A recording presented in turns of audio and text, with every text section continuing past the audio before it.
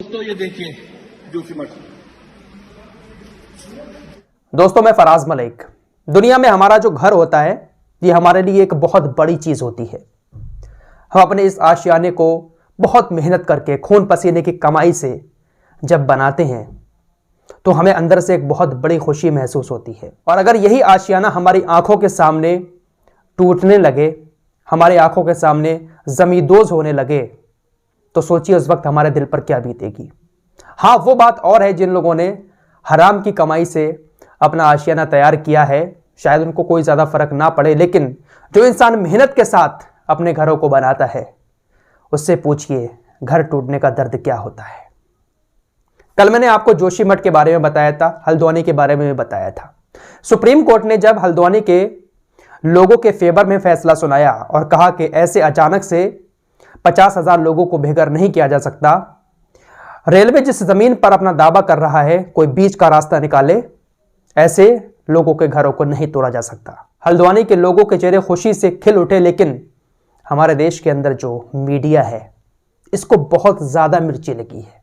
ये किस जमीर के लोग हैं, इनका जमीर कहां जाकर मर चुका है, इंसानियत इनके दिल में बची है नहीं बची है, क्या कहा जाए यार। सुप्रीम कोर्ट ने कहा कि यह मानवता का मामला है, ऐसे रातों रात किसी को 50,000 लोगों को बेघर कर देना ये कहीं का इंसाफ नहीं है। कोई बीच का रास्ता निकाला जाए, पहले इनको कहीं और बसाया जाए अगर रेलवे को अपनी जमीन खाली करनी है। लेकिन कुछ गोदी एंकरों को इतनी मिर्ची लगी है इस बात पर। आइए कुछ ट्वीट दिखा देता हूं, उसके बाद जोशीमठ की बात करूंगा। क्या ही कहा जाए यार इन लोगों के बारे में। कहीं पर भी मुसलमानों का थोड़ा सा भी एंगल आ जाता है ये लोग नफरत फैलाना शुरू कर देते हैं। हल्द्वानी में नया शाहीन बाग, हालत देखिए जरा इनकी, जबकि वहां पर मस्जिदें हैं, मंदिर भी हैं, हिंदू भी हैं, मुसलमान भी हैं, लेकिन देश के लोगों के दिलों में जहर घोलने के लिए इस तरह की चीजें ये करते रहते हैं। सुशांत सिन्हा, इसने क्या कहा, डिफेंस और रेलवे के बाद इस देश में सबसे ज्यादा जमीन वक्फ बोर्ड के पास है। मेरी अपील है वक्फ बोर्ड से कि हल्द्वानी के मुसलमान भाइयों बहनों को अपनी अकूल संपत्ति में से थोड़ी जमीन भी दे और उनके घर बनवाने का खर्च भी उठाए। इसके पेट में पता नहीं क्यों दर्द हो रहा है। सुप्रीम कोर्ट ने रोक लगा दी है। सुप्रीम कोर्ट ने उत्तराखंड सरकार और रेलवे से जवाब मांगा है कि आप इनको तोड़ने की बात तो कर रहे हैं, लेकिन इनको बसाएंगे कहां, इसका जवाब तो हमें दें। लेकिन इसके पेट में पता नहीं क्यों दर्द हो रहा है कि वक्फ बोर्ड को बनवाना चाहिए, ये करना चाहिए, वो करना चाहिए। अरे यार क्या ही कहा जाए इन लोगों का। एक और है सुरेश चौहान के, इसने लिखा कि मजहब के नाम पर पाकिस्तान लेने के बाद हिंदुस्तान कब्जाने का नया तरीका सुप्रीम कोर्ट। अरे जिसको हिंदुस्तान ठीक से लिखना नहीं आ रहा है वो हिंदुस्तान की बात कर रहा है। लिखा क्या है, हिंदुस्तान। पहले हिंदुस्तान तो लिखना ठीक से सीख ले। एक ये है अमन चोपड़ा जो भागा भागा फिर रहा था फेक न्यूज चलाने के चक्कर में। जब दरवाजे पर पुलिस खड़ी थी इसको गिरफ्तार करने के लिए, राजस्थान की पुलिस, भागा भागा फिर रहा था। क्या लिखता है कि शाहीन बाग पार्ट 3 भी होगा। मतलब एक शाहीन बाग तो दिल्ली में हुआ था, दूसरा शाहीन बाग इन्होंने अभी जो प्रोटेस्ट हुआ हल्द्वानी के अंदर उसको बता दिया।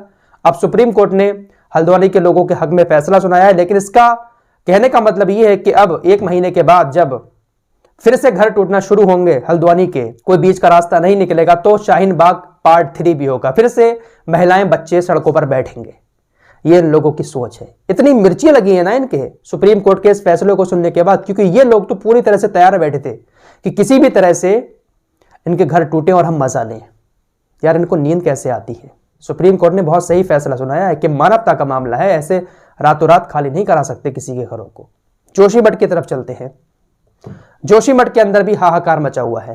जरा सोचिएगा, जिस घर में आप रह रहे हैं उस घर में बड़ी बड़ी दरारें आना शुरू हो जाएं तो क्या हाल होगा। हाल इतना ज्यादा खराब हो चुका है जोशीमठ का, कुछ तस्वीरें आपकी स्क्रीन पर और लगा रहा हूं। दरारें लगातार बढ़ती जा रही हैं।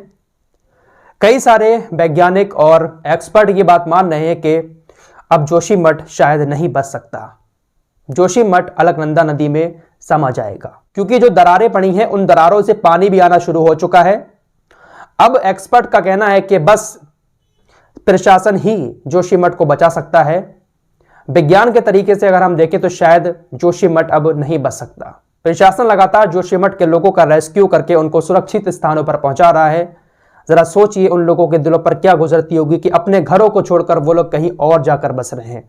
561 घर ऐसे हैं जो इस आपदा की चपेट में आए हुए हैं। लगातार दरारें बढ़ती जा रही हैं। देखिए स्क्रीन पर कैसी कैसी मोटी दरारें हैं, और ये दरारें हर जगह, रोड पर, कमरे में, छत पर, जीने पर, हर जगह दिखाई दे रही है। ये एक नई तरह की आपदा, शायद ऐसा पहले कभी नहीं सुना होगा भारत के अंदर इस तरह की तबाही किसी शहर में आई हो, लेकिन लोग प्रशासन को भी जिम्मेदार ठहरा रहे हैं कि प्रशासन हमारी कोई मदद नहीं कर रहा है, जिसके चलते हुए काफ़ी सारे लोगों ने मशाल लेकर सड़क पर जुलूस भी निकाला था। देखते हैं कि भाई अब क्या होता है। जोशीमठ का हाल बद से बदतर होता जा रहा है। फिलहाल हम सब दुआ करते हैं कि अल्लाह सभी के घरों को सलामत रखे और जो भी आफतें आ रही हैं उन आफतों को दूर कर दे, क्योंकि हम इंसान हैं और हम इंसान के लिए दुआ करते हैं। किसी का घर टूटता है, उजड़ता है, तो उसके लिए दुआ करनी चाहिए। ये जो नफरती एंकर नफरत फैला रहे हैं और मुस्लिम आबादी अगर वहां पर ज़्यादा है तो उनको जिहादी, लैंड जिहाद, ये वो सब बक रहे हैं, तो इन लोगों से एक बात पूछना चाहता हूं कि उसी ज़मीन पर, जिस ज़मीन पर रेलवे दावा कर रहा है, उस ज़मीन पर सरकारी कॉलेज कैसे बन गए? क्या सरकार ने भी अतिक्रमण किया? अगर वहां पर रहने वाले अधिकतर मुसलमानों ने अतिक्रमण किया, वो अतिक्रमणकारी हैं, तो क्या सरकार भी अतिक्रमणकारी है? सरकारी कॉलेज बने हुए हैं, सरकारी पानी की टंकी है, सरकार की तरफ से बिजली के मीटर लगे हुए हैं, वहां पर हॉस्पिटल मौजूद है, सरकारी बैंक मौजूद है। तो अगर वहां के अधिकतर मुस्लिम आबादी ने अतिक्रमण किया है, तो क्या सरकार ने भी अतिक्रमण किया है? क्या इन गोदी मीडिया के एंकरों के पास इतना समय है यह सवाल किसी से पूछ सकें? सरकारी कॉलेज भी तो बने हुए हैं, तो क्या वो भी अतिक्रमण करके बनाए हैं? जितना जिम्मेदार वो लोग हैं, इतना जिम्मेदार सरकार भी तो है। अगर रेलवे की जमीन पर ये सब चीजें बनी हुई हैं, लेकिन ये चीजें कोई नहीं पूछेगा। यार कोई बीच का रास्ता निकालिए जिससे रेलवे का भी काम हो जाए और उन लोगों को भी कोई परेशानी ना हो। लेकिन ये लोग तो सीधे सीधे, इनके दिल में तो आग लग गई कल जब सुप्रीम कोर्ट ने ये फैसला सुना है। इन लोगों का मकसद सीधा सीधा यही है कि बुलडोजर चलाओ और सबको ढहा दो। मानवता नाम की कोई चीज इनके दिल में बची नहीं है। फिलहाल दुआ करते हैं कि हल्द्वानी के लोगों को और जोशीमठ के लोगों को अल्लाह सब्र दे, और हमारी दुआ है कि किसी का भी घर ना उजड़े, चाहे जोशीमठ के लोग हों चाहे हल्द्वानी के लोग हों। जो भी न्यायालय फैसला करेगा अच्छा ही करेगा, क्योंकि कल सुप्रीम कोर्ट ने जो बात कही ना कि ये मानवता का मामला है, इससे लोगों को काफ़ी उम्मीदें बढ़ गई हैं। फिलहाल इस रिपोर्ट में इतना ही। मिलते हैं एक और नए वीडियो के साथ, तब तक के लिए अपना ख्याल रखिए।